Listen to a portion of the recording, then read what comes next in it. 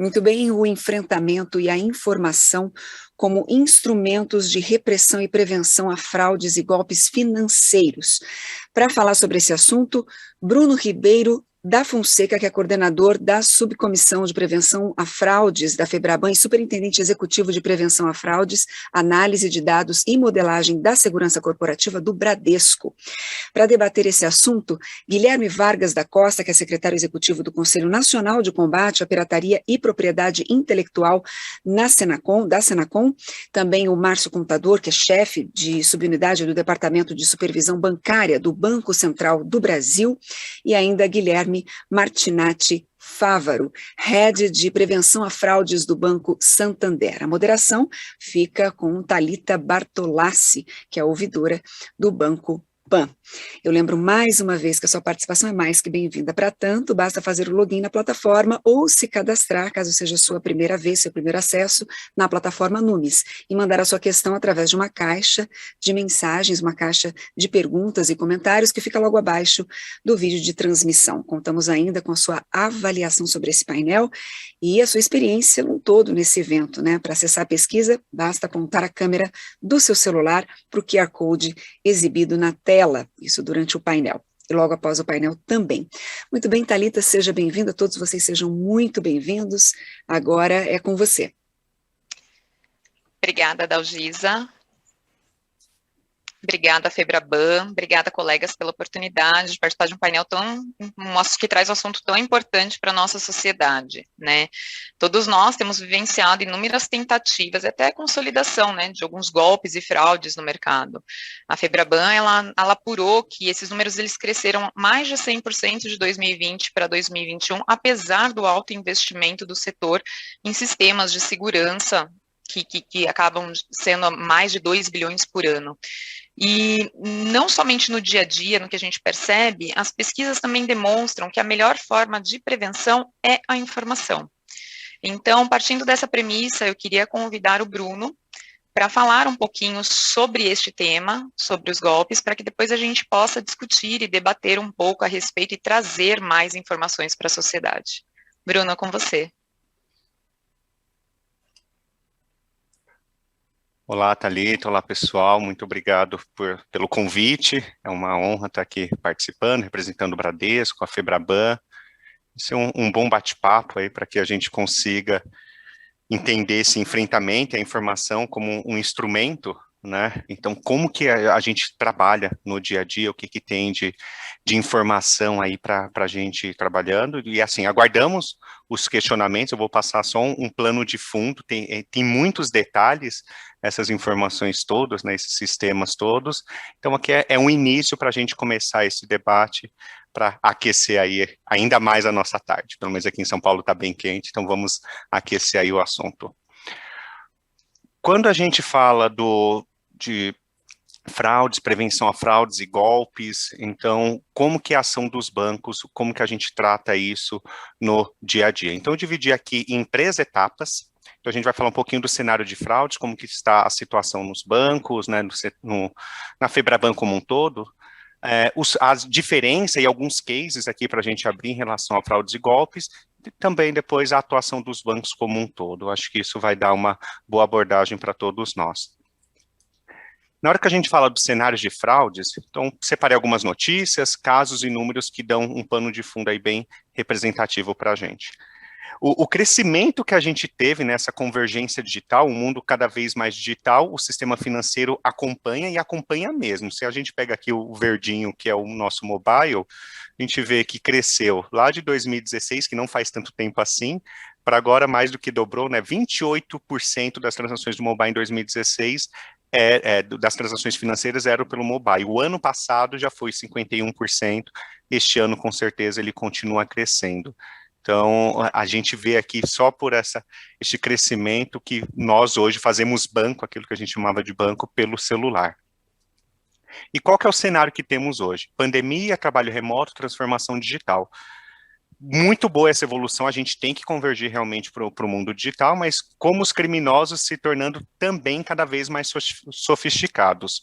Então, aqui é só um paralelo, quanto mais aplicativos, dados e processos se movem para o mundo digital, Os usuários das empresas também podem ficar cada vez mais vulneráveis pela centralização dessas informações. Como que fica isso no dia a dia? Como que era e como que está até hoje? As ameaças, elas estão evoluindo. O cenário externo, ele é cada vez mais desafiador com as fraudes e ataques cibernéticos. Então, vamos dividir aqui em 3 etapas. Os ataques, eles eram contra a infraestrutura das empresas e elas protegiam seus produtos. Então, queriam indisponibilizar, queriam fazer um ataque num banco diretamente. O atual, então presente e futuro, não imagine que esse futuro está muito distante, não. Então, essa divisão entre presente e futuro é a realidade aqui. E os golpes, eles vão se somando. Os ataques, eles são contra aplicativos corporativos e os alvos são pessoas aleatórias. Então, quando a gente vê um phishing, né, que é um e-mail para capturar dados, ele pode, e normalmente ele é direcionado aleatoriamente.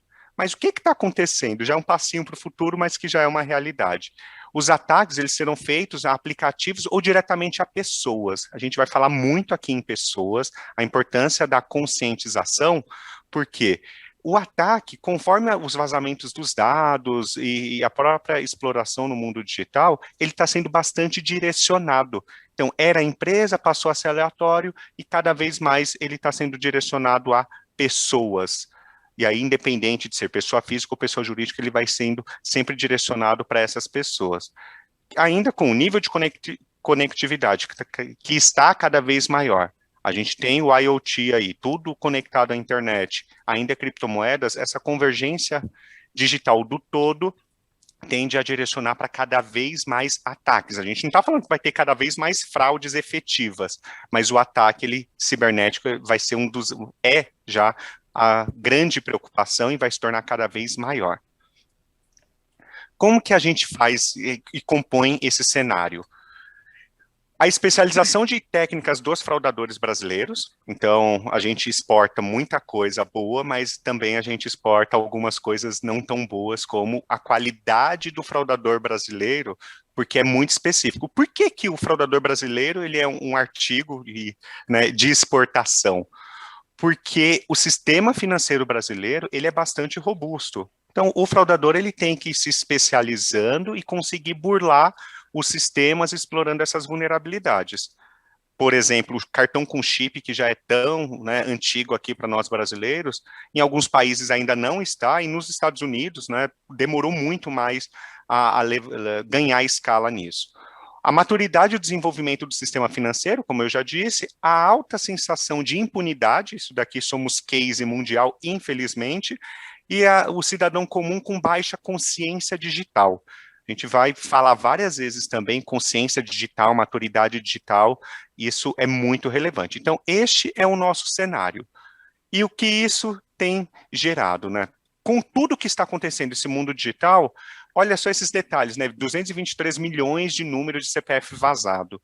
Então, se vazou o número do CPF, não é que vazou o meu CPF com o meu telefone, vazou o meu CPF com o meu nome, com o meu telefone, com várias outras informações que compõem o conjunto do que é o Bruno. E esses argumentos são utilizados depois. Então, os dados coletados desses vazamentos ou em redes sociais são usados por fraudadores para dar mais credibilidade nas suas abordagens. Então, não significa, e a gente vai falar muito do phishing. O que é phishing? Voice phishing, quando é uma ligação para capturar dados ou para que você faça uma determinada transação.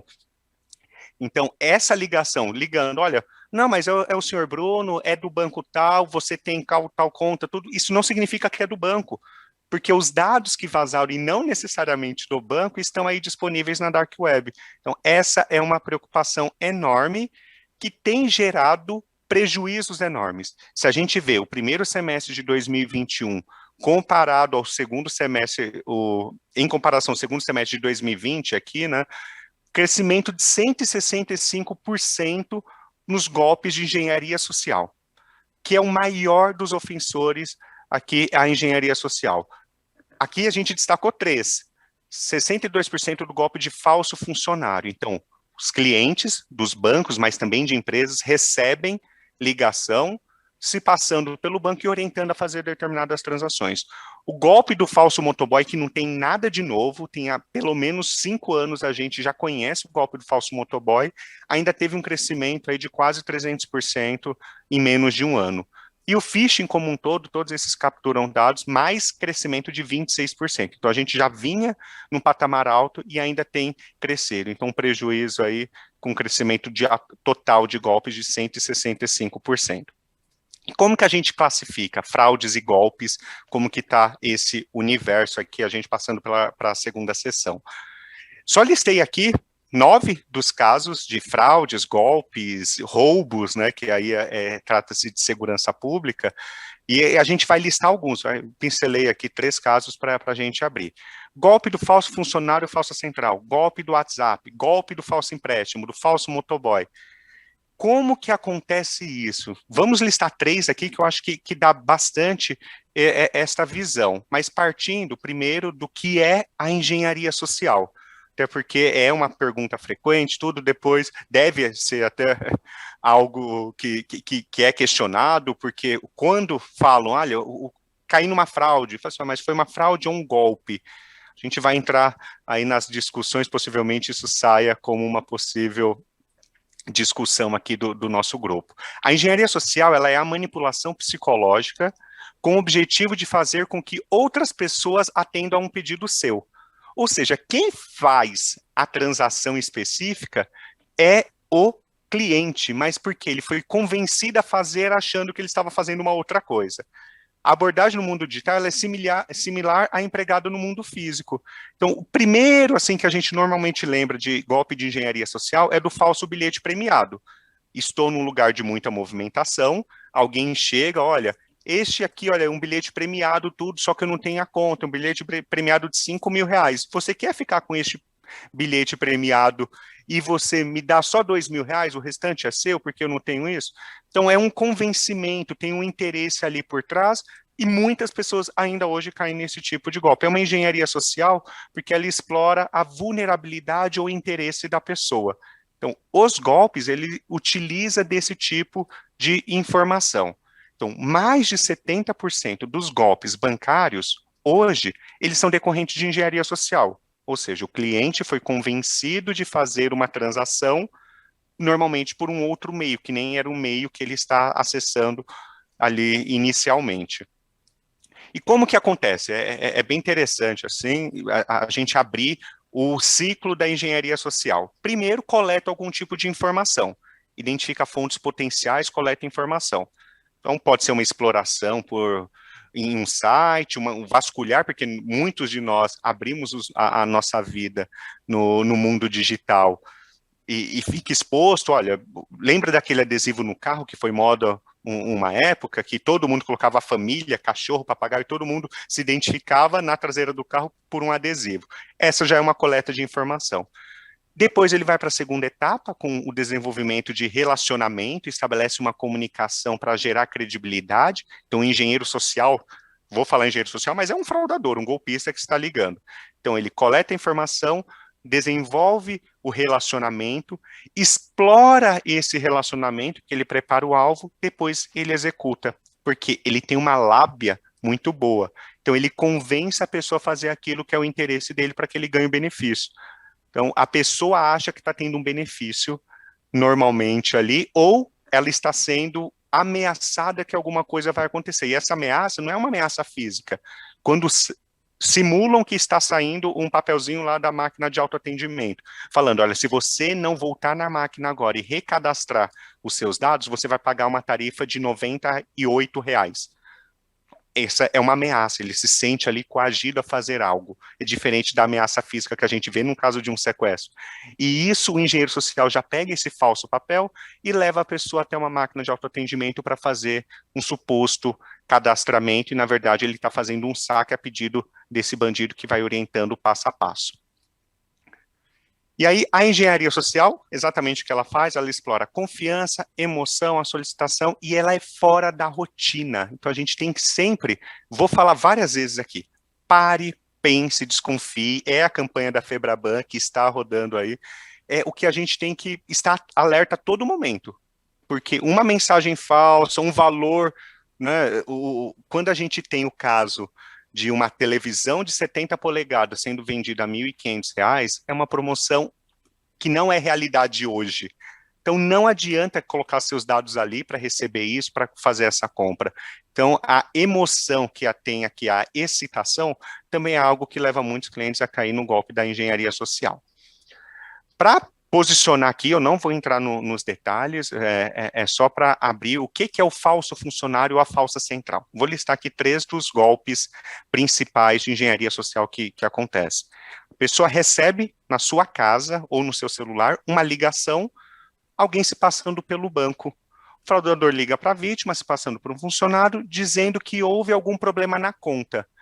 A partir daí, ele pode até simular o número do telefone do banco, porque aí é uma técnica que é utilizada pelos golpistas para ganhar mais credibilidade. Lembra que a gente falou em engenharia social da credibilidade? Então, eles podem simular este número, ligando para a pessoa, ele diz que houve um crédito ou que a conta está bloqueada e orienta a realizar um estorno, é um dos processos, ou que ele precisa fazer uma atualização no computador, dentre outros processos. O que o fraudador faz neste momento? Ele liga com alguns dados. Eu sei que você tem uma conta conjunta, a conta é final tal, o seu telefone é esse, o nome da sua mãe é essa, ganhando credibilidade do cliente. Com este ganho de credibilidade, o cliente passa a executar comandos, onde o que ele faz aqui é totalmente fora do dia a dia. Ele pede para o cliente acessar, então se eu estou sendo vítima neste caso, então pede para o Bruno acessar uma URL ou um site, que não é o site do banco, mas tem um nome parecido. Então acesse febraban.bancos.org.br. Não tem febraban.bancos.org. Eles hospedam esses sites de um outro lugar e a pessoa acha que está acessando, por exemplo, o site da Febraban. A partir deste momento, tudo que é digitado naquela página ou que é executado no computador pode estar sob domínio do falsário que está te ligando. E o que acontece por trás? Ele acessa o computador remotamente e remotamente ele está fazendo as transações onde o cliente faz a autenticação, porque o acesso que ele abriu acessando esse site falso deu um acesso remoto ao computador dele via aquele site que foi digitado. E aqui percebam que o acesso que aconteceu na máquina ele é legítimo porque é na máquina do cliente, mas partiu de um acesso remoto e ele está sendo autenticado pelo próprio cliente. Por isso que a gente fala que é um golpe, é o cliente que está executando a transação ou autenticando a transação, só que na tela ele não vê, realmente ele não vê, porque o computador dele que está contaminado. Para não se tornar exaustivo apenas um caso, vamos abrir outro aqui, né? O falso funcionário, a falsa central, eles têm uma central de atendimento falsa que ficam simulando, inclusive, os telefones das URAs. Tem algumas orientações de como se proteger, por exemplo, retorne uma ligação de suposta confirmação de fraude a partir de outro aparelho. Se o banco ligou, retorna, fale com o gerente, retorne para o banco, mas de um outro aparelho, porque o seu aparelho, principalmente da telefonia fixa, ele pode ter ficado com uma linha presa, não é algo muito difícil de ser feito, porque a nossa tecnologia de telefonia permite isso. Se não desligar as duas pontas em uma ligação de telefone fixo, a ligação pode ficar presa. Com isso, se você colocar o telefone no gancho e pegar de novo, você pode estar falando com a mesma pessoa. Então, a orientação aqui é ligar de um outro número para fazer essa confirmação e também nunca realizar transações de pagamento, transferência, para supostas transações. Não existe transação teste que cliente faça. O teste está no ambiente de teste do banco, então nunca caia nessa de fazer transações testes.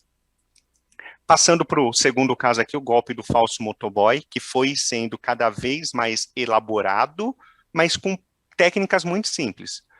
Como que acontece? O cliente recebe a ligação de uma suposta compra. Fez uma compra no e-commerce tal, no valor de R$2.000. O Bruno fala, não, eu não fiz. Então, para cancelar essa transação, vou te direcionar para a URA, você digita a sua senha para cancelar o cartão e dentro de tanto tempo, alguém vai até a sua casa retirar o cartão. Procedimentos que não existem. Olha, 2 pontos de atenção aqui.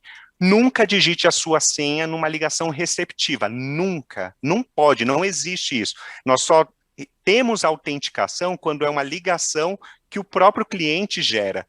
ele precisa ser autenticado quando ele gera a ligação. Quando ele recebe uma ligação, eu já sei que eu estou ligando, por exemplo, diretamente para a Thalita.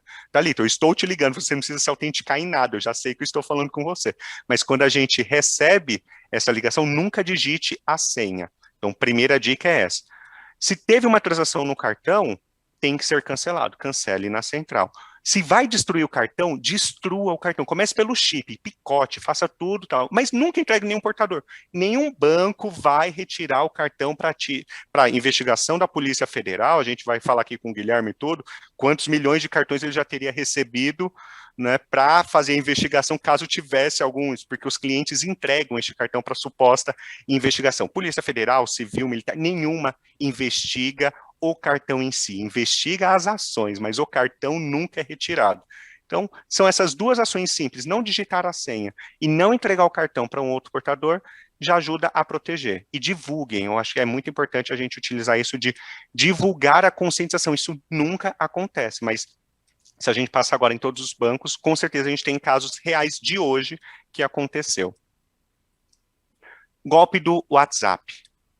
Até o próprio WhatsApp está fazendo uma campanha de conscientização muito importante em relação ao golpe. A gente até colocou aqui um caso real, então é um caso que foi recebido por um cliente de um dos bancos, que compõe a Febraban, de um dos métodos de fraude do WhatsApp, onde pegam uma foto do perfil do cliente, então pegam uma foto do Bruno. Se o meu perfil está público, se qualquer pessoa que coloca o meu número do telefone, vai lá e pega a minha foto. Essa foto, ele pega e coloca num outro número de celular. Conseguiu, de alguma forma, os meus contatos. Aí passa lá para a mãe do Bruno, o telefone dele faz uma mensagem do WhatsApp falando: mãe, eu troquei de número, atualiza aí. Tá a minha foto, tá um número diferente, é uma ação convincente. Minha mãe pega e atualiza o número do Bruno. Momentos depois, o que o falsário, se passando aí pelo Bruno, faz? Mãe, aproveitando tudo, eu comprei esse outro celular, eu estou sem alguns acessos, preciso fazer um pagamento, uma transferência, tudo. Você faz para mim, amanhã eu te passo. Pronto.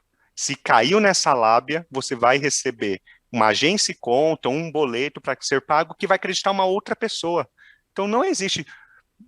Pegando esse exemplo que é muito claro para a gente sempre desconfiar. Se eu recebi isso da minha mãe, por exemplo, mãe, você trocou de número, deixa eu aproveitar e fazer uma chamada de vídeo com você. Deixa eu ligar para você para falar. Essas pessoas aqui nunca vão atender uma chamada de vídeo, não vão fazer. Então, são esses pequenos detalhes para que a gente não caia na lábia, porque aí eles começam, e muitas vezes, nessa interação, quem passa a informação é quem está caindo no golpe. Porque, voltando ao exemplo, minha mãe acha que sou eu. Ela começa a falar, nossa, quanto tempo você me ligar? E com as informações que ela vai passando, o fraudador vai se passando cada vez mais pelo Bruno. E como está seus filhos, não sei o que, tudo. Tem filhos, tudo. As crianças estão bem. Já vai evoluindo nessa conversa. Isso é uma engenharia social. O fraudador, ele vai ganhando essa credibilidade com as pessoas. Então, são dicas simples para que a gente não caia desse tipo de golpe. Uma outra dica simples aqui, vão lá e configurem no WhatsApp para ninguém que não seja da sua lista de contatos ver a foto. Simples assim. Eu nem trouxe as dicas aqui, gente, coloca no Google.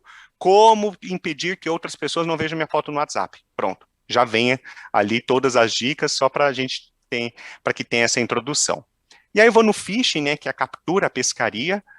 Como que acontece o phishing hoje? De várias maneiras. Pode ser por uma comunicação falsa, né, envio de links falsos por e-mail, SMS, aplicativos de mensagem de voz, redes sociais. Então, qualquer pessoa que acha que está acessando uma página, pode estar acessando uma página falsa, né? Então, tem um site falso, o perfil falso, olha, eu quero seguir agora a Febraban no Instagram.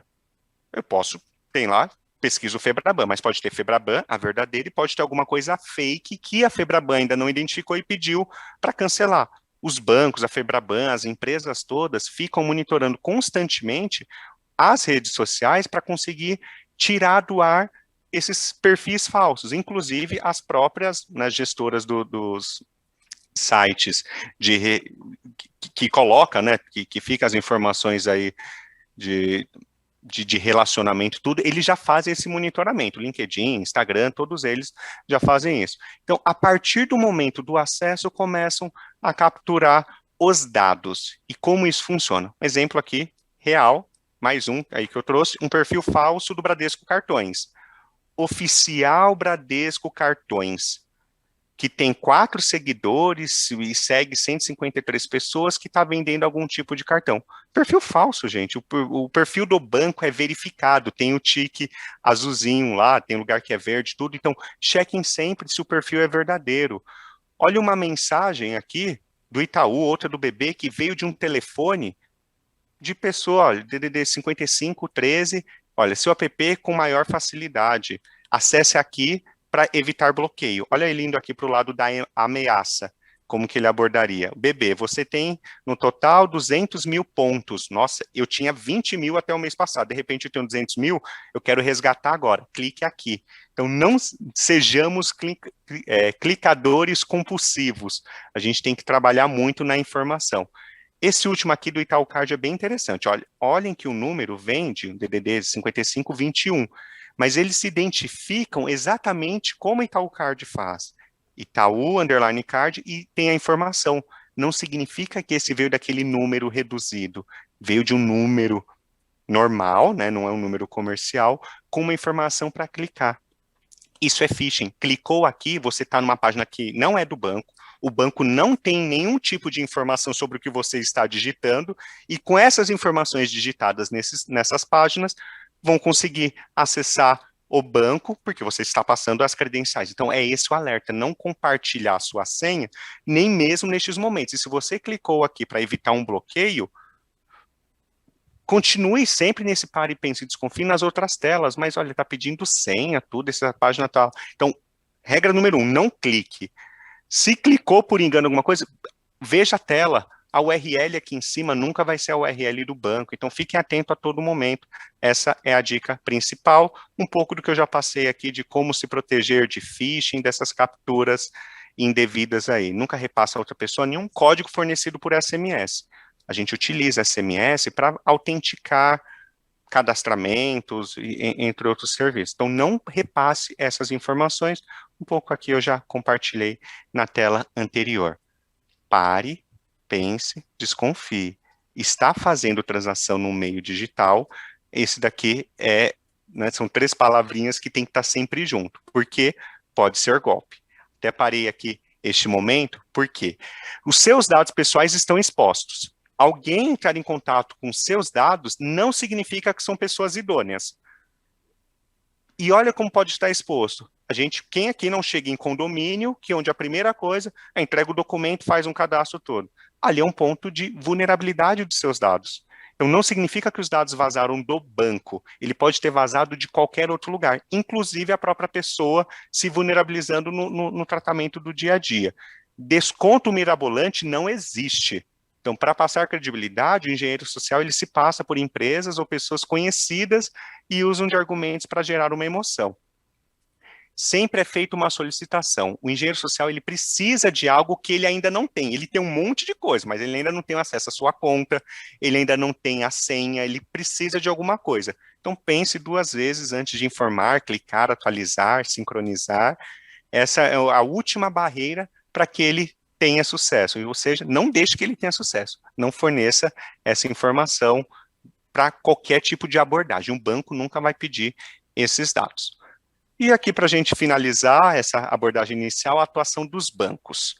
O banco tem investimento em infraestrutura, como eu coloquei lá desde o início, 25 bilhões investidos em tecnologia, disso 10% só investido em segurança, é muito investimento, temos uma solução segura no sistema financeiro, mas a segurança ela é feita em camadas. Então, essas camadas, ela pode ser explorada a todo momento. Então, tem desde o ataque cibernético, né, que o sistema do banco tem que estar protegido, mas até o ataque às pessoas, desde funcionários até clientes, a gente tem que se proteger no dia a dia. Como que a gente tem aqui feito nos últimos anos, né? O onboarding, sobretudo digital, então, para manutenção da segurança do sistema de pagamento, as transações, cartões aplicativos, como que a gente faz para se proteger? Nós já antecipamos algumas coisas. O onboarding, sobretudo digital. Então, desde a entrada de um relacionamento no banco, a gente já está protegendo o cliente, para que ele mesmo abra conta naquele banco que ele quer. Digitalmente, é seguro. Desenvolvimento dos produtos digitais, ele considera a proteção no todo. O monitoramento, ele é no onboarding, ele é no transacional. E a conscientização do cliente, ela é frequente, constante, exaustiva, ela não exaustiva, na verdade, a gente tem que fazer sempre para chegar até a maturidade digital. E o processo de prevenção, ele é cíclico, né? Então, a concepção, ela tem que ser segura, análise de dados, autenticação. O que eu quero aqui para ficar não técnico é falar da segurança em camadas. Então, a segurança, ela é em camadas. Hoje, a gente já está no nível mais alto na camada de autenticação, que é dividida entre o que o cliente sabe como a senha, o que ele tem como um token, ou o que ele é como as biometrias. Não tem acima disso. É o que a pessoa é. Então, praticamente todos os bancos já utilizam a biometria como fator de autenticação. Então, se o cliente está autenticando algo com a biometria dele, é porque a gente entende que é ele. Mas se é ele fazendo por um pedido externo, é isso que a gente ainda está tentando descobrir e proteger o cliente desses golpes de engenharia social. Então, no mundo digital, que falando bastante do tema hoje, essa convergência a gente tem que migrar muito para essa consciência digital, ele saber que ele, ou todos nós, não vamos falar como clientes, vamos falar como cidadãos. Nós, cidadãos, temos todos que nos proteger, porque a nossa vida está muito mais aqui no celular do que na nossa cabeça. O nosso celular sabe mais da gente do que nós mesmos. Então, é isso que a gente tem que se proteger no dia a dia, e nós somos uma das camadas de proteção. O banco, assim como o governo, então principalmente o governo agora, ele está fazendo a convergência. O gov.br, ele está com todos os serviços praticamente digitais. Então, nós temos que proteger os nossos dados, inclusive aqueles que já estão em poder do governo. Então, o fator de autenticação ali é bastante relevante para isso. E aí, para não ficar de fora, tem a Lei 14155, ela foi sancionada em maio deste ano, que é em relação à última camada. Se aconteceu o crime, o que a gente tem que fazer com esses criminosos? Eles têm que ser punidos de alguma forma. Então, a Lei 14155, ela prevê punição mais severas para as fraudes e golpes cometidos em meios eletrônicos. Até então, os crimes, eles eram por associação a outros crimes, porque não existia de verdade ali uma criminalização, né, ou uma lei que determinasse uma pena que fosse relevante para esse tipo de crime. Agora, a partir até 8 anos de prisão, um crime cometido eletronicamente. Mas aí outro papel de nós, cidadãos, é exigir que essa lei seja aplicada. Não adianta ter uma lei se ela não for aplicada. Então, se sofremos um crime eletrônico, tem que registrar o boletim de ocorrência, insistir para o processo de investigação, então tem que acontecer. Faz parte de nós também. A gente não adianta ficar reclamando da política, da sociedade, da polícia, do que for, se a gente não agir. Então, a lei está aí, é crime, sim, fornecer dados, capturar dados, fazer qualquer coisa ali pela internet, praticamente tudo ali, se está fora do que a gente entende como correto, já está descrito nessa lei como crime. Então está lá no Código Penal, é crime, o crime eletrônico. Não adianta as pessoas acharem que podem fazer o que quiser porque estão na internet e não vão ser identificadas. Vão sim. Então, quer ver um exemplo? Alguém prestou a conta para receber um crédito que não sabe do que é. Essa pessoa que emprestou a conta e recebeu uma transferência eletrônica, ela pode estar sendo envolvida num sequestro, um crime de sequestro, ela é coparticipante de um sequestro porque ela foi a beneficiária. Ah, mas eu só emprestei a conta. Não, conta é igual senha, pessoal e intransferível, não se empresta conta. É outro crime que você pode estar cometendo, além de crime de lavagem de dinheiro e outros que estão aqui no meio. Repressão e investigação, bancos, associações, atuamos sim em parceria, então desde 2015 a FEBRABAN fechou um acordo de cooperação técnica com a Polícia Federal, chamado Operação Tentáculos, onde tem um fornecimento autorizado, inclusive pelos clientes, de informações para a polícia, para utilizar nas investigações e não pegar só os peixes pequenos, mas também os peixes grandes, quem que está disparando phishing, de onde vêm essas informações, pegar toda essa cadeia, né, ou todos esses envolvidos, essas quadrilhas envolvidas. Aqui eu trouxe exemplo, né, a polícia Civil de Sorocaba faz operações contra quadrilhas conhecida como gangue no motoboy, golpista é preso tentando sacar quase 12 mil reais. Aqui é a interação entre bancos e as polícias para utilizar aqui na investigação. Aqui é uma falsa ajuda na sala de autoatendimento. Então, desconfie na sala de autoatendimento. Se você está lá, alguém vai te oferecer ajuda. Não é durante o expediente bancário e a pessoa não está devidamente autenticada, identificada, não aceite nenhuma ajuda. Né? Não é um local ali para que você aceite esse tipo de ajuda. E muitos dos clientes aceitam ajuda em dias não úteis, em fora do período, achando que tem um funcionário ali. Então, é ficar alerta, gente, isso não acontece. O pare, pense, desconfie, volta aqui mais uma vez. Para finalizar, conscientização e comunicação. FEBRABAN tem várias ações coordenadas de comunicação e conscientização, com presença constante nos veículos de comunicação, além das comunicações em todos os bancos, que tem. E entre os bancos, nós temos as comissões na FEBRABAN de colaboração. Não existe nenhum tipo de competição em relação ao tema prevenção a fraudes. É colaboração. Se começou a acontecer alguma coisa aqui no Bradesco, eu já falo lá com o Guilherme do Santander, olha, Gui, começou a acontecer isso daqui, aí também, a mesma coisa com a Caixa, com o Itaú, é colaboração para a gente proteger o sistema financeiro como um todo. Com isso, a gente tem a conscientização, a Semana da Segurança Digital é sempre na última semana de outubro. A gente, nesse ano, teve a Pare, Pense e Desconfie, Pare, Pense, pode ser golpe, com todas as informações. Então, lá no site, antifraudes.febraban.org.br, tem todas as informações que aqui eu passei, todos os golpes detalhados estão lá, para que a gente consiga fazer a divulgação, a conscientização dos nossos clientes. São vídeos engraçados, mas que instruem, que devem viralizar. Não compartilhei o áudio aqui, mas o Pare e Pense, eu só vou começar aqui o vídeo para que vocês vejam como é. Não tem o áudio, mas ele só falou pare, e aí começa. Aqui é o spoiler para vocês acessem lá o site da FEBRABAN no YouTube, tem esse vídeo completo para que a gente consiga compartilhar conscientização, não medo, é conscientização, porque é papel de todos nós. Um pouquinho disso, Thalita. Acho que tem bastante assunto aí para a gente ir discutindo. Muito, Bruno, excelente, obrigada. É tanta criatividade, tanta informação que eu fiz algumas anotações, tentei pincelar algumas coisas da sua fala, da sua apresentação, para começar a introduzir esse debate. Antes disso, eu queria reforçar, né, chegaram algumas perguntas, justamente de onde as pessoas poderiam se informar, então acho que você falou muito bem do site, né, reforçando, é antifraudes.febraban.org.br, tem muitas informações, a FEBRABAN tem também um canal no YouTube, este canal do YouTube, ele tem já mais de 29 mil inscritos, tem vídeos de fácil entendimento, né, e bem próximo da população, para que todos tenham um pouco da percepção de quais são esses golpes. Acho que o Bruno exemplificou muito bem, né, como ele falou, esse tipo de informação, ela não é exaustiva, mas ela tem sido...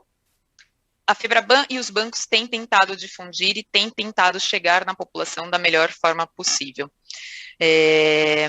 Eu anotei algumas questões, eu acho que eu vou pegar um gancho do que você falou, Bruno.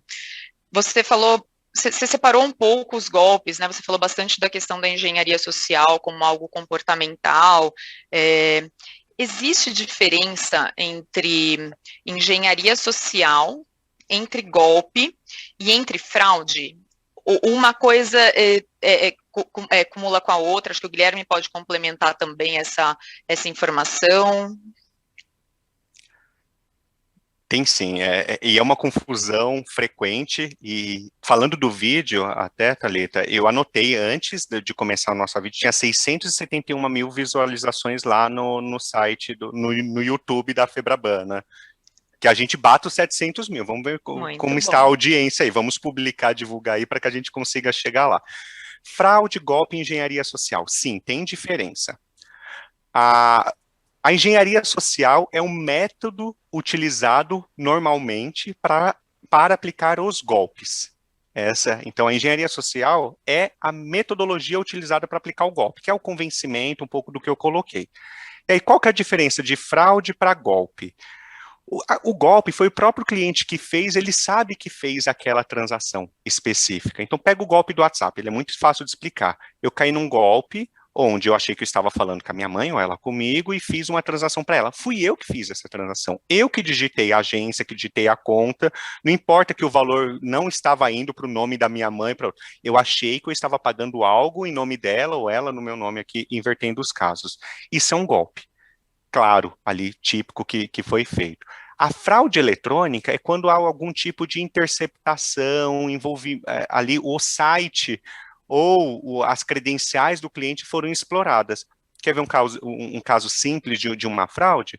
É a utilização de um cartão, que é o seu número de cartão, numa compra de comércio eletrônico, onde eu não sei, né? O meu cartão está aqui comigo, eu não deixei nenhum ponto vulnerável tudo, e o meu cartão foi utilizado em um site que eu não sei, assim, eu fiz toda a proteção. Isso pode acontecer, então isso é uma fraude, porque esse número de cartão ele pode ter sido descoberto, por exemplo, por uma força bruta, tentativa e erro em vários sites.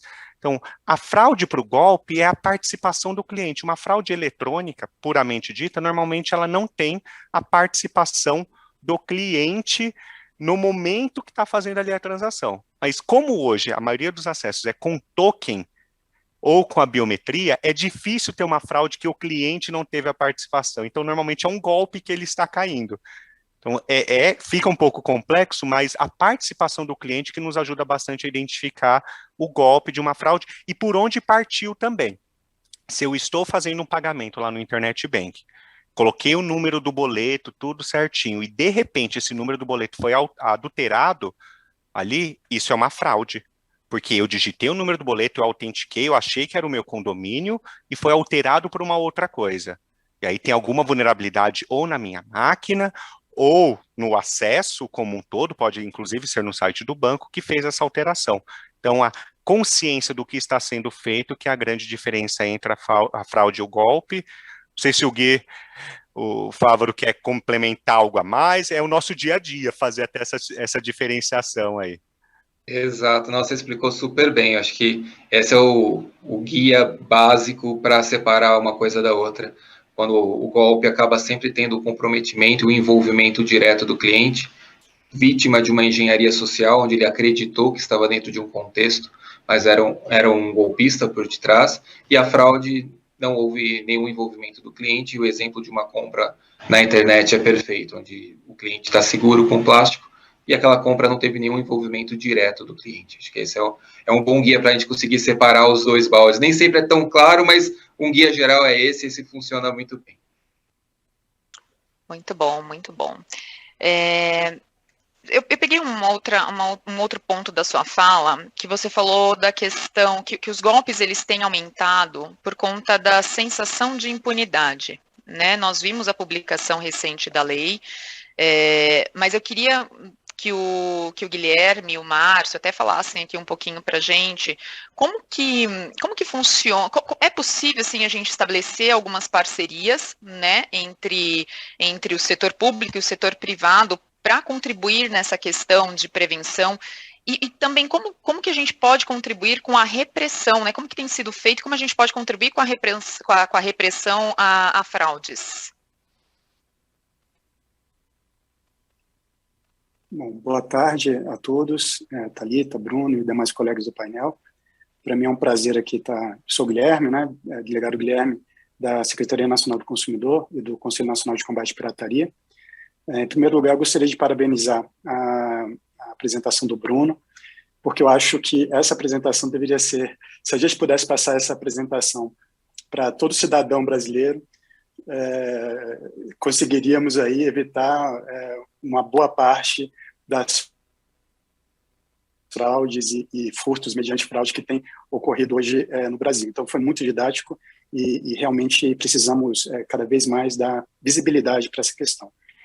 Bom, em relação à pergunta que foi colocada, no âmbito da Senacom, nós entendemos que é fundamental a parceria entre setor público e privado para o combate a esse tipo de delito.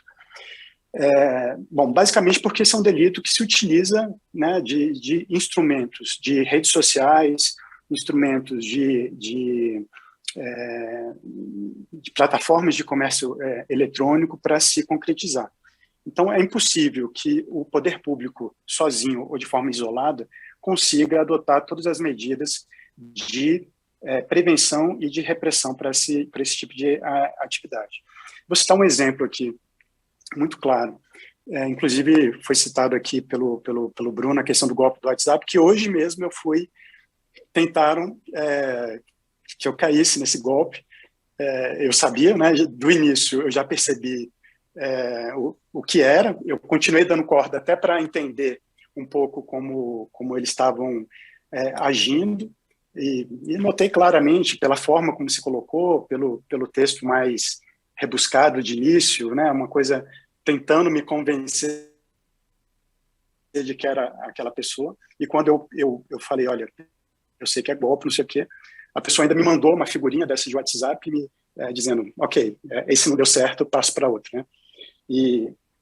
Então é importante que as plataformas, as redes sociais, elas consigam também nos fornecer mecanismos, aqui eu estou falando para o consumidor em geral, de ações que devam ser feitas quando ocorre esse tipo de situação. Então, eu conheço um pouco do assunto, sei o que fazer, mas, assim, uma tia, um conhecido que caiu que verificou que a sua foto está sendo utilizada, como ela pode fazer essa denúncia, por exemplo, no próprio WhatsApp? Né? Isso acho que tem que estar muito claro dentro da própria plataforma, da própria rede social, para facilitar a vida do consumidor. O Bruno colocou aqui a página da Febraban, que é muito interessante e uma fonte muito boa de conhecimento, mas há uma necessidade de que isso seja muito claro para o consumidor naquele momento, né? Ele fica perdido, sem saber o que fazer, e um canal de comunicação direto com a plataforma para eventual recuperação de conta ou para denúncia daquela tentativa de fraude é uma coisa essencial, né? E dentro dessa perspectiva, dentro da Senacom, nós criamos um grupo de trabalho no início do ano. Esse é um grupo de trabalho que envolve membros da OAB, da Defensoria Pública, do Ministério Público, para a gente tentar pensar um pouquinho sobre essa questão. O que pode ser feito, né, a mais do que está sendo feito hoje? Inclusive, nesse grupo, nós contamos aí com a participação e uma apresentação da própria Febraban, que também foi muito importante, do próprio Banco Central, também aqui presente, onde nós procuramos entender essa problemática e ver como, de forma integrada com os entes e com o setor privado, a gente pode obter maior informação, disseminação de indicadores para que o consumidor não caia nesse golpe, e se caindo, o que ele pode fazer, né? Seja no WhatsApp, seja o que está sendo muito comum agora, o roubo de contas no Instagram, né? Alguns de vocês podem ter visto. De repente começa a vender celular, começa a vender eletrodomésticos, e o que fazer, né? Porque o consumidor fica ali perdido, em alguns casos desesperado, né? Se ele trabalha com aquilo, se tem na sua vida o Instagram como fonte de recursos, né? E então, quando a gente cria essa sinergia entre ações governamentais e ações do setor privado, é onde a gente vai conseguir sair um pouco dessa situação que hoje ainda é bastante grave. Excelente, Guilherme. Acho que toda parceria é válida, né? Ainda mais quando é em prol da população, e é para isso que nós, bancos e todos têm atuado, né? Eu queria, o Márcio, acho que ele não deve ter tido algum problema de conexão, ia pedir para ele complementar, mas a gente volta depois para ver essa questão do ponto de vista do Banco Central, né? Então, a gente percebe aí que tem uma boa conexão, né, e que é isso que tem ajudado os consumidores em geral, né, a evitar. Eu acho que a questão é essa, né?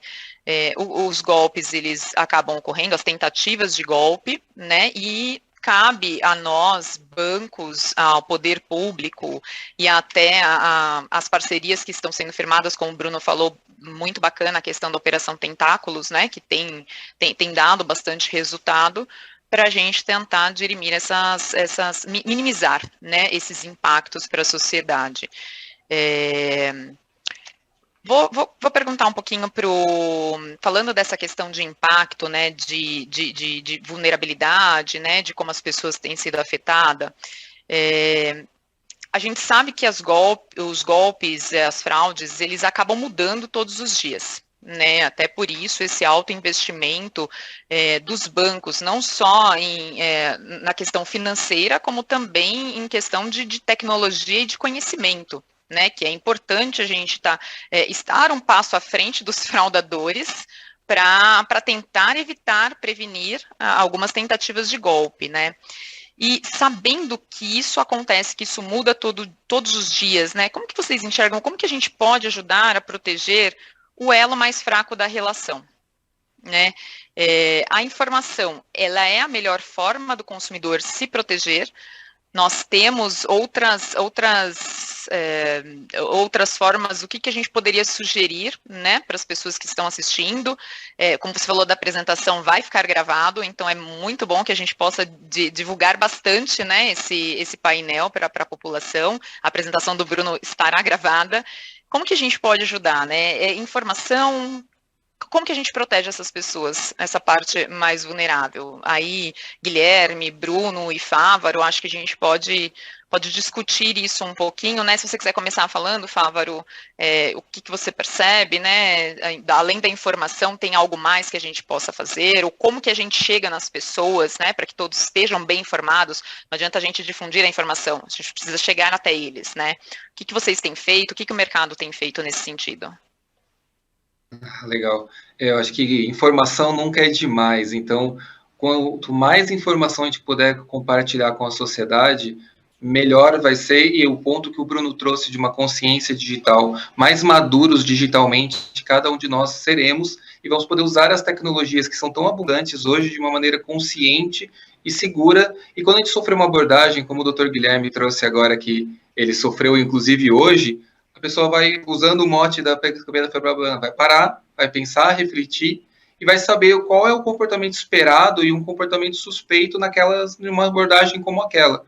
E não vai cair no golpe, não vai clicar num link falso, ele vai saber se proteger e, com isso, não ser vítima do golpe. Eu acho que informação ela é o pilar de tudo que a gente faz daqui para frente.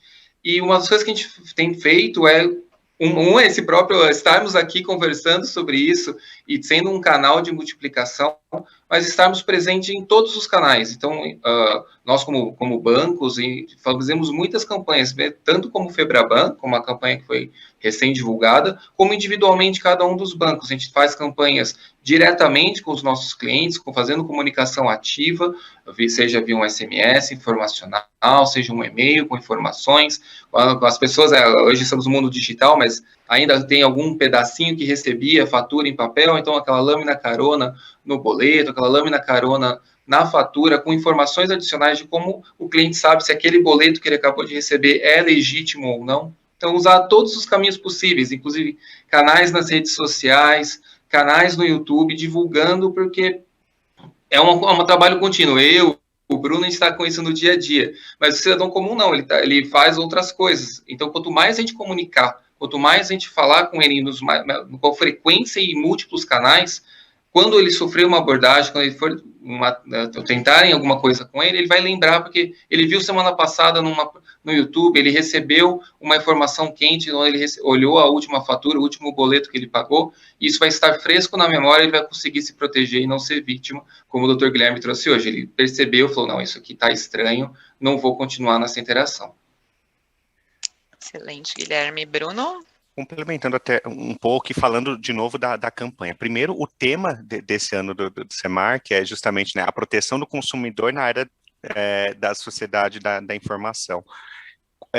As informações que a gente colocou nessa campanha, e é bem interessante, a campanha está assinada por 3 entidades. A Febraban assina, o Banco Central assina e a Polícia Federal assina. O que significa isso? Não é que não é jogo de empurra, é colaboração. Então, a gente está ali falando para o cidadão se proteger, né, levando essa informação, está a campanha na internet, passou na TV, está na rádio e está também nas mídias sociais, de várias formas, né? Então, é investindo para a educação da sociedade. Isso é muito importante, essa colaboração. Já fizemos uma campanha no ano anterior, ou há 2 anos, também com o Ministério da Cidadania, com o público potencialmente vulnerável. Então, também é importante a gente ter comunicações mais assertivas para cada público. Não adianta a gente colocar na TV paga, num comercial de um jornal de uma TV paga falando disso. A gente tem que estar onde as pessoas estão, na linguagem que elas entendam.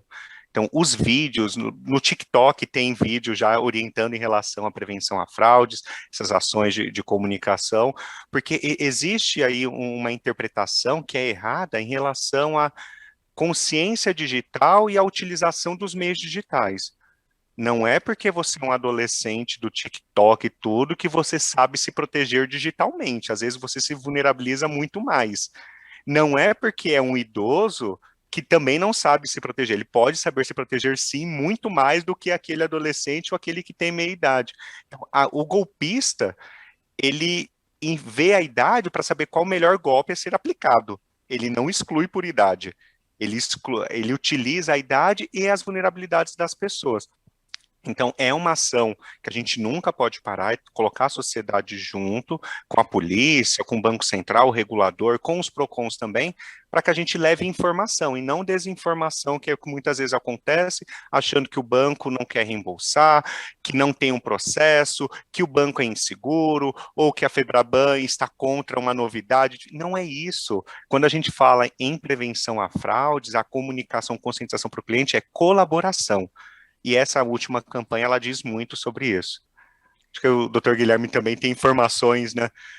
Como está lá do lado das polícias, a importância de receber essas informações consolidadas para que a gente consiga realmente pegar os peixes grandes. Eu acho que esse é o grande desafio. As pessoas, às vezes, vão na onda. Não, eu ganhei R$500 porque eu emprestei a conta. Você, vai lá, você ganha R$500 também. Isso não pode. Tem que ser disseminado para talvez essa pessoa ache que é um laranja ou que só está emprestando a conta. Não, ele é um laranja envolvido num crime muito sério. Exatamente, Bruno. Só para complementar rapidamente a colocação do Fábio e do Bruno. Primeiro, é importante fazer o registro. Ainda por mais singela, por exemplo, que foi essa tentativa que eu sofri hoje. Eu entrei em contato com o titular da conta, né, a pessoa que eu conheci, e falei, faz um registro, um boletim de ocorrência eletrônico, né? Joga qual é o número que está sendo utilizado, faz a denúncia no canal do WhatsApp, né? Então, forneça informações para as autoridades públicas para que elas possam, primeiro, investigar o caso concreto, e segundo, para que elas possam fazer políticas públicas relacionadas ao tema de acordo com o volume e com a casuística, né? Com os tipos de casos de fraude que estejam sendo praticadas. E sinceramente, como o Fábio colocou, a informação é tudo. E também um pouco temos que ter cuidado com essas ofertas que parecem muito tentadoras em um primeiro momento e que, desculpa, eu fico citando casos particulares, mas porque isso todos nós estamos sujeitos a isso, né? Então, teve um caso de um primo meu que entrou num site de leilão, né, que também é outro golpe muito conhecido, e ele simplesmente fez o pagamento antes de receber o suposto veículo, né, que era uma moto que foi comprada no site desse. E quando foi entrar, quer dizer, uma pessoa com conhecimento digital, porque trabalha com a internet, né, tem essa vivência e caiu num golpe que é um dos golpes mais simples e mais que tem sido cometidos aí de uma forma mais frequente. Então, como bem colocou o Bruno, não é porque a pessoa trabalha com a internet que necessariamente ela sabe se proteger nesse ambiente. Então, informação, ela é o início, o meio e o fim de tudo. Quando a pessoa conhece, primeiro, a sistemática dos golpes, e segundo, como se proteger, e terceiro, como denunciar quando for, eventualmente, né, quando cair nesse tipo de situação, aí sim nós temos um ambiente completo e onde a gente pode ter medidas preventivas e medidas repressivas de acordo com o caso concreto. Perfeito, Guilherme, era esse resumo mesmo que eu ia fazer, né, então a gente fecha falando dessa questão, né, eu queria escutar um pouquinho o Márcio nesse sentido, né, a gente falou aqui de informação, de colaboração, de denúncia, né, para que sejam tomadas ações. Como vocês, Márcio, como o regulador vê essa questão, né, essa cooperação e essa divulgação das informações para evitar que os consumidores, que os clientes caiam, né, em golpes no mercado? Thalita, obrigado. Vocês estão me ouvindo, né? Peço desculpas, eu tive um problema com a conexão aqui 2 vezes, mas espero que permaneça. Obrigado, obrigado pela Febraban, pelo convite. Parabéns ao Bruno, mais uma vez. A apresentação, realmente concordo com o Dr. Guilherme, se fosse feita para todo mundo aí, eu acho que ia ajudar bastante aí na prevenção aos crimes em transações, né? O Banco Central, essa questão da parceria, a cooperação entre entes privados e públicos é imprescindível, a gente entende como imprescindível, está na agenda do presidente do Banco Central, Roberto Campos, e tem envolvido vários departamentos dentro do Banco Central. Eu, por exemplo, sou do departamento de supervisão bancária, né? Normalmente quem participa desse evento, participou o meu colega Fábio, do DECOM, o pessoal do DEAT participou bastante, mas a gente está fazendo, quer dizer, isso está permeando todos os departamentos do banco, né? O DESUC, que é o Departamento de Supervisão Bancária, o DESUC, que é o Departamento de Instituições Não Bancárias, o DENOR, que é o Departamento de Normas, o DEAT, o DECOM, que eu citei, e a própria Procuradoria do Banco Central. Então, nós estamos muito preocupados com isso, né? E a gente está unindo esforços para que as coisas aconteçam e mitigue essa questão que tem incomodado tanto a sociedade, né? A gente entende que é possível, nós temos conversado muito, então, quer dizer, depende de todos trabalharmos juntos, temos conversado muito com a Secretaria de Segurança Pública do Estado de São Paulo, com a Polícia Civil do Estado de São Paulo, nesse primeiro momento, mas isso nós vamos expandir para os demais estados da Federação. Temos trabalhado também em conjunto aqui com a Febraban, muito próximo com a Febraban, com a BBC, com outras associações representantes de instituições menores. O que a gente entende é que, assim, todo mundo tem que participar. Não adianta eu só envolver os bancos ligados à Febraban. Eu tenho que envolver todos os participantes do mercado, né? Porque senão o fraudador ele muda, né? Ele muda rapidamente de banco, ele muda de instituição muito facilmente. Então não tem jeito para combater. Aí, obviamente, o Bruno colocou muito bem a questão do golpe e fraude, né? Os golpes. Aí tem a questão da engenharia social, acho que a gente tem que atacar com a conscientização, né? Os bancos têm feito muito isso, o próprio Banco Central tem feito também via as redes sociais, Instagram, Facebook, os bancos têm tentado, mas a questão da fraude, eu acho que a gente precisa unir esforços. Sem unir esforços e tecnologia, e muita tecnologia, os bancos têm feito muito, a gente reconhece isso, mas a gente precisa caminhar, isso é um movimento contínuo, né? Não dá para parar, porque o bandido está aí a todo tempo olhando oportunidades e fragilidades, né? A partir do momento que ele identifica uma fragilidade, ele vai atrás. Para a sociedade ficar mais tranquila, os aplicativos dos bancos são muito seguros, é tudo muito seguro, a gente acompanha tudo que está sendo desenvolvido, e muitas das vezes até as fraudes, você às vezes não sabe se é fraude ou se é golpe, né? Muitas vezes tem participação da vítima de alguma forma, né? Indireto, alguma fragilidade, ou uma senha que veio por e-mail. Então não é fácil, né? É um trabalho muito difícil, mas que a gente acredita que só unindo os esforços que a gente vai conseguir. A ideia não é, obviamente, resolver o problema de fraude, né? Fraude tem em todo lugar do mundo e vai continuar existindo, mas nós temos que dar segurança para o cidadão conseguir sair com o celular na rua, não ter medo de sair com o celular na rua, né? Porque hoje eu ouço vários amigos falar, não, eu não saio mais com o celular, eu consegui um outro celular, eu deixo o meu celular, virou fixo, né? Virou um telefone fixo, eu deixo em casa pela segurança. Então, isso é muito ruim. Não é o que o Banco Central espera, né? Porque a gente tem um dos melhores sistemas financeiros do mundo, como foi comentado aqui durante todo o evento, e a gente... Então, quer dizer, você não deixar as pessoas, né? Quer dizer, criar essa insegurança e a pessoa não poder fazer uma transação na rua, onde ela estiver, num restaurante, não poder pagar com o celular, eu acho que, quer dizer, a gente tem uma perda muito grande. Então, o Banco Central comprou essa briga, mas nós precisamos, obviamente, de todo mundo aí, e isso tem evoluído muito já. Já fizemos diversas reuniões, eu acho que estamos evoluindo, e contamos aí com a participação de todos aí, ok? Obrigado, Thalita, obrigado, colegas. Nós que agradecemos, Márcio, excelente. E antes de entrar, eu vou discutir um pouco essa questão que você falou da segurança dos aplicativos de banco, mas só para a gente fechar o tema de informação, de divulgação, eu vou pedir para rodar um trechinho do vídeo da Febraban, para que a gente possa elucidar tudo isso que a gente está falando. Por favor. Meu filho pedindo um depósito urgente na conta da amiga dele. Vou transferir. Pare!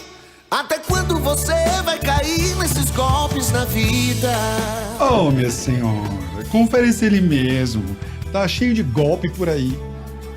Olha só, ele acha que me engana.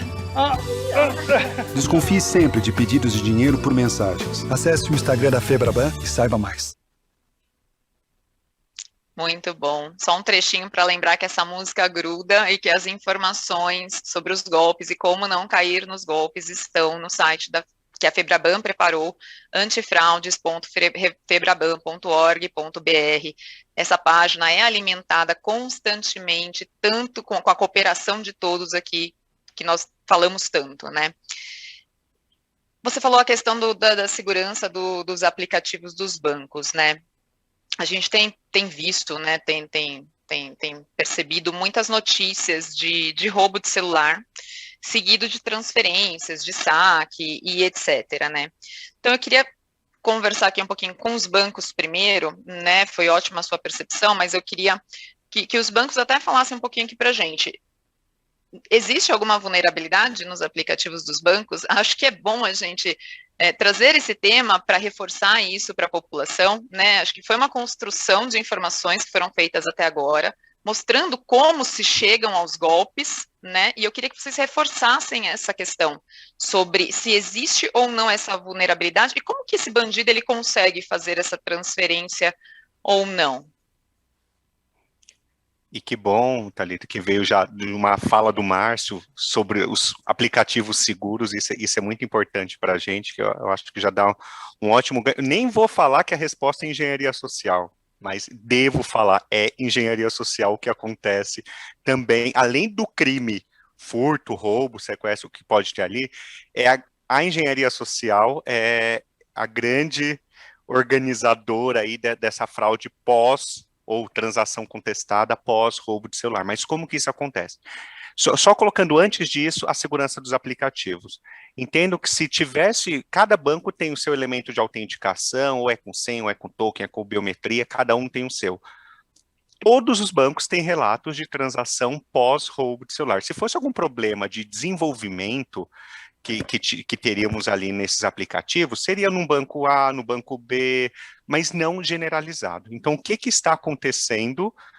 Como que essas transações acontecem? Então, vou citar alguns exemplos aqui, inclusive após operação policial, ou seja, mais uma ação coordenada, os bandidos foram lá interrogados. Olha, mas como que você consegue quebrar esse celular aqui, que utiliza biometria, que faz isso, que faz aquilo? Assim, olha, é simples. Eu vou lá, por exemplo, no Saúde, que fica, mesmo com o celular bloqueado, a gente tem acesso ao Saúde, vejo qual a data de nascimento da pessoa e tento desbloquear com a data de nascimento. Quantos de nós temos a data de nascimento? Então, é exploração de dados. Exploração de dados é uma das técnicas do engenheiro social. Então, essa é uma das informações. Outros colocam o número do telefone. Ah, mas como que ele vai descobrir o número do telefone? Simples assim, roubou o meu celular. Tira o chip desse celular e coloca no outro celular, que já é do bandido. Tá funcionando, a sua linha tá lá, funcionando normal. Tem o número, você consegue fazer ligações, tudo, já vê o número do celular. Lembra dos mega vazamentos de dados, 228 milhões de dados vazados? Se eu pego um número de telefone e rastreio, o bandido ele tem acesso a isso, tá na Dark Web, então ele tem acesso a isso. Então começa por exploração de dados. Porque lembrem-se todos aqui, o celular ele é desbloqueado, muitos deles com a biometria, mas ele tem lá o cancelar a biometria e se autentica com um PIN, que é uma senha numérica, alfanumérica, que as pessoas muitas vezes se vulnerabilizam colocando uma senha muito simples. Então aquela dica de senha segura, senhas complexas, tudo, é válido inclusive para o desbloqueio do celular. pega um outro exemplo, e agora compartilhando aí com o Guilherme também, agora vou pegar uma situação pessoal também, vamos colocar, infelizmente fui assaltado, tive os meus celulares roubados, tanto corporativo quanto do banco. Tempos depois, quem recebe uma mensagem? Minha esposa, lá no Encontre o Seu Celular, recebe uma mensagem, olha, encontrei o seu celular, veja aqui, coloque a sua senha, do iCloud, o meu era um iOS, mas pode acontecer a mesma coisa no Android. Coloca o seu e-mail e a sua senha para ver a localização. O que mais a gente quer recuperar quando tem o celular roubado? O próprio celular, né? Então, recebeu essa mensagem, e como que descobrir o celular da minha esposa? Porque lá no alerta, se encontrar esse celular, mande uma mensagem para este número, tudo tá lá. Recebeu, se eu digito a minha senha, o meu e-mail e a minha senha do iCloud, neste caso, o fraudador vai ter todo o domínio do meu celular, vai desbloquear o meu celular, vai formatar o celular, consegue fazer tudo. Então, a abordagem do engenheiro social, o ladrão, né, que a gente chama normalmente, pós o fato, ele vai explorar dados para conseguir ter o celular. Então, de todos os bancos, o Gui complementa aí também, nenhum dos casos a gente entendeu que quebrou a senha, foi sempre autenticado com a senha do cliente. Mas se desbloqueou o celular, a minha senha do celular é diferente da senha do aplicativo do banco. Sim, mas tem lá no seu navegador do seu celular, ou lá no configurações do seu celular, um lugar que armazena várias outras senhas. E aí começa a ser explorado também. Então, essas técnicas todas estão lá no site. Ótimo, eu adorei que as meninas trouxeram uma das mensagens da campanha, que dá para a gente colocar também nas mídias sociais, compartilhar lá via WhatsApp, mas essa proteção que a gente tem que fazer no próprio celular para que não armazene senhas. Nenhum banco armazena senha, mas sites armazenam senhas. E quantos de nós utilizamos a mesma senha para acessar o site da escola que acessar o banco e não necessariamente tem a mesma segurança? Então, é por exploração de dados. Então, as transações acontecem de forma autenticada. A senha foi digitada, é a do cliente, não existe alteração de senha, e o token também que está lá no celular é o token do cliente. O que mais, Gui, que tem aí das novidades que acontece aqui, acontece aí, é bom que a gente vai compartilhando. É verdade, acho que além da parte da autenticação que o Bruno trouxe, outras formas que a senha do cliente pode ser comprometida, que a gente vê alguns casos aqui, poxa, além de o que é fatal, usar a mesma senha para tudo, porque se um dos lugares que não cuidou direito da sua senha, você vai desbloquear todos os seus outros aplicativos, algumas pessoas criam um bloco de notas dentro do próprio aplicativo, do próprio celular, com todas as senhas salvas, tá? Santander, senha tal, Bradesco, senha tal. E aí, isso o fraudador já conseguiu, em alguns momentos ele acaba furtando, né, o aparelho já desbloqueado, que você estava lá esperando o aplicativo chegar ao carro, você estava dirigindo com o Waze aberto, então ele já conseguiu a primeira trava do celular, às vezes ele já pega o celular desbloqueado, mas ele nem precisa se logar no aplicativo do banco. Ele começa a navegar dentro do seu celular, buscando por esse tipo de informação. Então, o ideal, assim sempre está sendo repetitivo aqui, mas é super importante não usar senhas triviais e não usar a mesma senha para mais de uma coisa. Cada banco coloque uma senha diferente, porque aí você consegue aumentar a sua segurança no uso de cada um deles. Poxa, mas eu não consigo gravar todas as senhas, eu preciso ter alguma anotada. Existe uma dezena de aplicativos de cofre de senhas, que você pode aí deixar elas seguras lá dentro, e você vai precisar lembrar só uma senha, que é a do seu cofre de senha. E aí o desafio de você lembrar 10, 20 senhas diferentes, simplifica para você saber uma única senha, e você não precisa anotar ela em lugar nenhum, e você mantém todas as suas senhas salvas e seguras. Outros maneiras é não compartilhar a senha com os amigos. A gente já fez um teste com alguns colegas. Vai no WhatsApp, no seu histórico de mensagens, e digita senha. Quase metade deles tinha pego alguma senha de algum lugar, às vezes era a senha do Netflix, que compartilhou com a namorada, com um amigo, mas essa senha também era a mesma do que ele usava no banco, porque eles usam a mesma senha para tudo. Do que o fraudador buscou por senha nas suas conversas de SMS ou de WhatsApp, apareceu a senha ali bonitona, ele vai logar no aplicativo do banco e vai conseguir logar e usar suas credenciais, porque já estavam lá. Então, acho que para a gente não ser repetitivo, essas são as principais formas que ele consegue ter acesso. Reforçando, e que bom que o Márcio abriu assim, os aplicativos são seguros. usar o mobile é um canal seguro, não precisa não usar mais o aplicativo, isso é uma solução tanto quanto radical. O aplicativo é seguro, desde que você tenha as credenciais corretas, usando ele com essa maturidade digital que o Bruno trouxe na abertura tão bem, você usando ele com essa consciência, pode usar sem medo. Muito bom.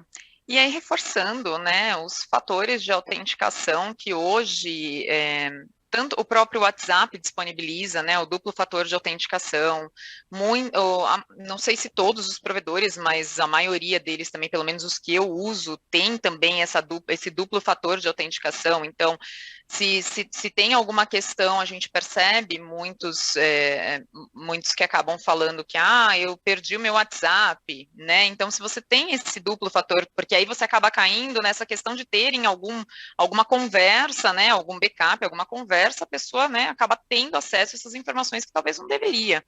Então, é importante reforçar também com as pessoas para que verifiquem os meios de complementar essa segurança, né, de todos os seus aplicativos, porque os bancos já fazem isso, né, certo? Bruno, Fávaro, já criam meios e sempre mais de um fator de autenticação, justamente para que os clientes tenham segurança de usar os aplicativos e fazer as suas transações via internet, que é cômodo para todo mundo, né, e tem funcionado muito bem. A gente viu que foi uma mudança, né, que veio junto com a pandemia, essa questão da digitalização, e veio para ficar.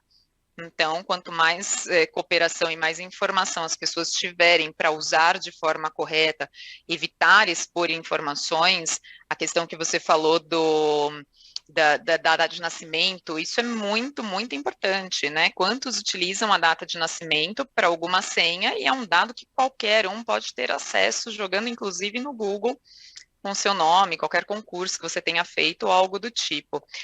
Márcio, eu não sei se você quer complementar um pouquinho, falando quando essas questões acontecem, né, por conta de alguma vulnerabilidade do cliente, enfim, que acabou disponibilizando alguma informação. Quando a gente tem alguma fraude em transação, né, tem alguma outra recomendação? O que pode ser feito? O que vocês têm observado? O que vocês podem trazer, contribuir para a sociedade nesse sentido, Márcio? Não, então, eu acho que basicamente tudo foi falado aqui, né? O que a gente tem buscado é comunicar isso para a sociedade e cobrar dos bancos essa comunicação também, né? Obviamente, a gente está tentando acompanhar todos esses números de fraude, né? A ideia é tentar trocar informação de obviamente respeitando LGPD, sigilo bancário, a lei do consumidor, trocar informação tanto com os órgãos de segurança quanto com as associações e bancos, né? De forma que a gente possa, de uma forma estruturada, segura e ágil, combater isso de uma maneira mais organizada, né? Porque eles estão organizados lá de cá, a gente tem que se organizar mais também, né? Hoje, cada banco tem a sua base de dados de informações sobre fraudes. Cada um deles tem, mesmo porque eles precisam se proteger e proteger os clientes deles, né? Mas não existe isso de forma que agregue o sistema como um todo, né? Hoje nós temos 140 bancos e mais diversas IPs, eu não sei nem dizer o número de IPs que entram hoje né? O Nubank, por exemplo, não é um banco, é Nubank, mas ela é uma instituição de pagamento. Não, o Nubank é uma instituição de pagamento. A PicPay é uma instituição de pagamento. Ambos, nós estamos falando aí de cada um quase 50 milhões de clientes, né?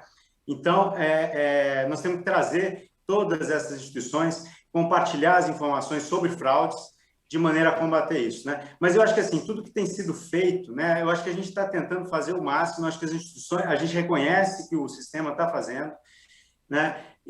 Mas a recomendação para o cliente final, acho que é isso, é aquilo que o Bruno colocou, né? Preste atenção no que você está fazendo, né? Pare, pense e faça depois, né? Confirma se aquilo não é um golpe, confirma se não tem alguma coisa esquisita, né? Ninguém pede dinheiro no celular, né? Ninguém pede dinheiro pelo WhatsApp, né? Você vai pedir dinheiro para alguém, você toma todo o cuidado, né?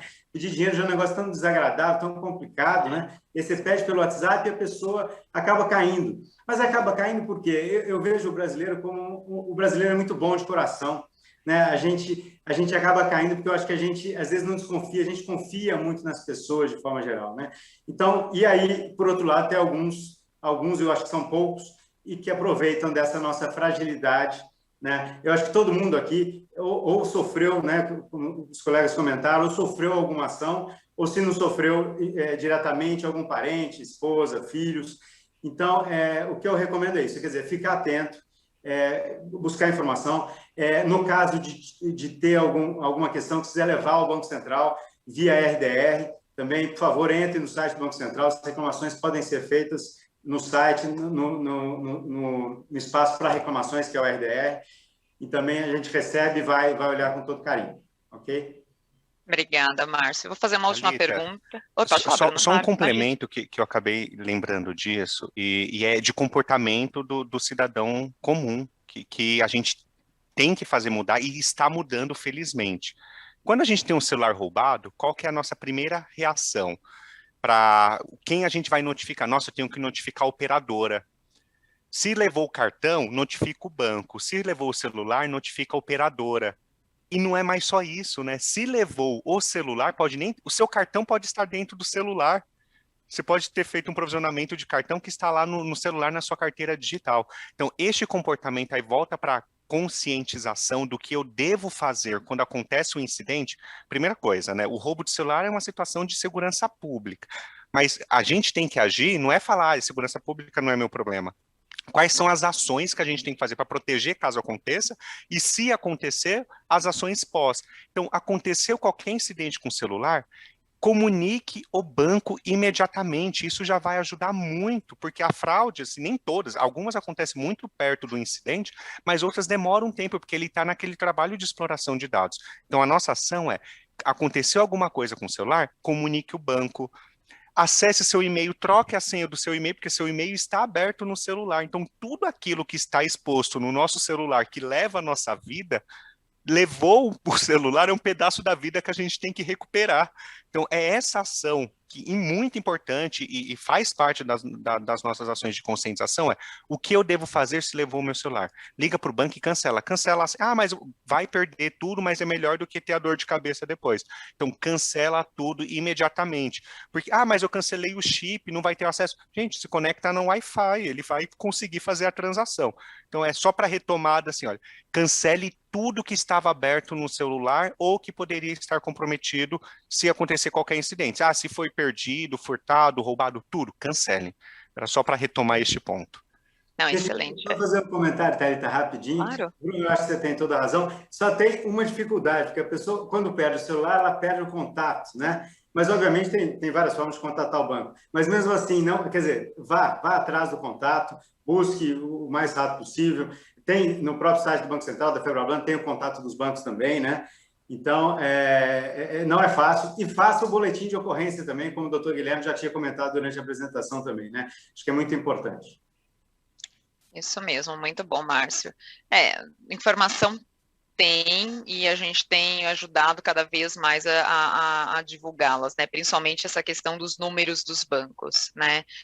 Até fazendo um breve merchan, não deixem também de procurar as ouvidorias sempre que entenderem necessárias. Estamos aqui para acolher o cidadão, né? Eu vou fazer só uma última pergunta, a gente passa para as considerações finais, aí vocês já podem até emendar as considerações. Quando os bancos são notificados, né, quando os bancos têm essas informações, quando eles descobrem, por exemplo, centrais falsas, sites falsos, a partir da própria denúncia dos clientes ou até das inspeções, né, de como vocês têm feito esses monitoramentos, né, o que vocês fazem? Como que os bancos agem nesses casos? Acho que é importante porque a gente vê que todo dia surge uma página diferente, né? E se surge uma página diferente é porque tem alguém atuando naquela outra. Como que isso funciona? É interessante falar para as pessoas como que os bancos têm atuado nesse sentido. Acho que eu vou começar aqui, Bruno. Acho que a partir das páginas falsas, perfis falsos, nós temos serviços que fazem a denúncia junto aos provedores desse site, reportando que aquele é um uso ilícito de marca, que aquele perfil ou que aquela página não tem fins próprios. e atuamos fazendo a denúncia junto aos provedores para que eles derrubem o mais rápido possível aquele site do ar, para que não fique lá exposto onde novos clientes possam ser vítimas do mesmo site. Então, essa é a primeira parte. Quando vem outras denúncias de uma central falsa, ou outros golpes que a gente começa a localizar e ter indícios de quem está atuando, a gente tem parcerias bastante fortes com as forças policiais, como representado aqui pelo Dr. Guilherme também, e a gente faz troca de dados e trocas de informações de modo a subsidiar a ação e a investigação que eles vão fazer na sequência, e eles vão conseguir fazer a investigação e, eventualmente, achar o responsável por detrás de todas aquelas páginas falsas.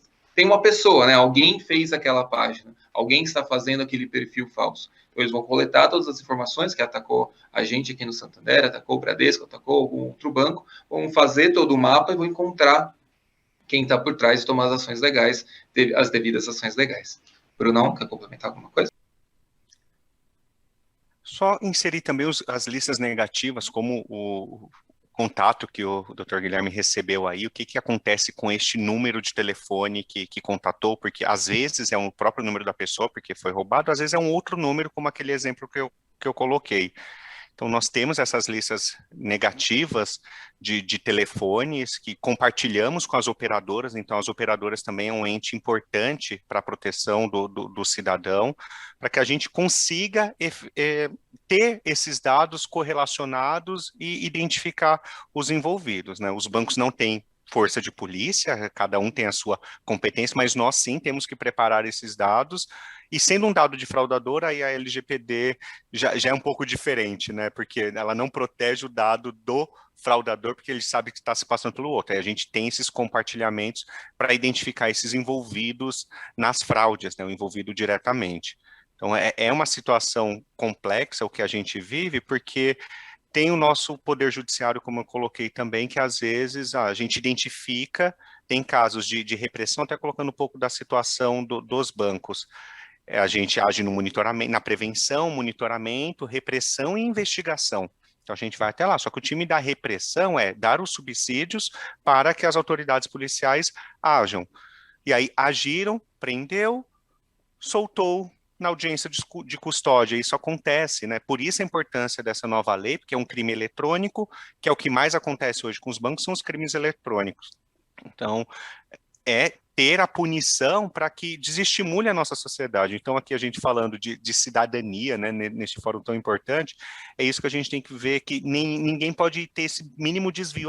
Vou fazer isso daqui porque vai ser impune. Não, isso é contra a lei. Está protegendo, está assim, prejudicando a sociedade como um todo. É isso que a gente tem que colocar no nosso dia, exigir a aplicação dessa nova lei, fazer o boletim de ocorrência, fazer a representação quando necessário lá para que aconteça, não deixar isso e fazer o nosso papel de multiplicar a conscientização. Então, aproveitando, Thalita, para as considerações finais, eu agradeço de novo aí a participação, estou aqui fazendo o meu papel, sou responsável aqui no Banco por Prevenção a Fraudes, é esse um dos meus papéis. Eu quero monitorar menos ali a fraude, porque, olha, os clientes estão conscientes, não estão chegando às transações aqui, porque os elementos de autenticação anteriores já estão sendo suficientes, o cliente está conseguindo se proteger. Ótimo se eu conseguir dedicar o tempo mais à conscientização, ela sendo efetiva, e menos ao monitoramento, à investigação, à repressão, porque é quando o cliente cai ali no golpe. E agradeço aí ao convite, estou sempre à disposição, me achem aí nas mídias sociais, que eu adoro compartilhar o conteúdo. Obrigado. Excelente, Bruno. Eu vou passar para o Dr. Guilherme, então, para fazer as considerações finais, pegando esse gancho, né, de vamos todos cooperar para que a gente possa mudar esse sistema e mudar esse cenário. Obrigado, Thalita. Então, agradeço muito aqui a participação, e para mim também foi muito rico poder escutar os colegas. E acho que a mensagem é essa, né? Primeiro, procure a informação. Se por acaso for vítima, registre o boletim de ocorrência, registre o problema junto às redes sociais, para que tudo isso fique como informação de inteligência. E eu coloco também aqui o Ministério da Justiça, para além dos casos pontuais, né, eu coloco aqui o Ministério da Justiça, tanto pela Polícia Federal, do qual eu faço parte, mas não estou agora falando por ela, mas pela Secretaria de Operações Integradas também aqui do Ministério da Justiça, que possui um Cyber Lab, que é chefiado por um delegado de polícia civil especialista em fraudes eletrônicas, que é o Dr. Alessandro. Então, coloco em especial a CEOP para fazer esse contato com as instituições, especialmente naqueles casos onde for possível uma inteligência maior para nós identificarmos, né, as grandes quadrilhas, o crime organizado que gira em torno também dessa prática criminosa.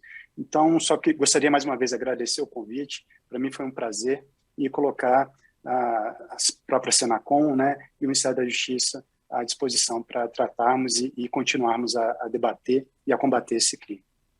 Obrigada, doutor Guilherme, a gente que agradece. Tão ricas as contribuições. Márcio?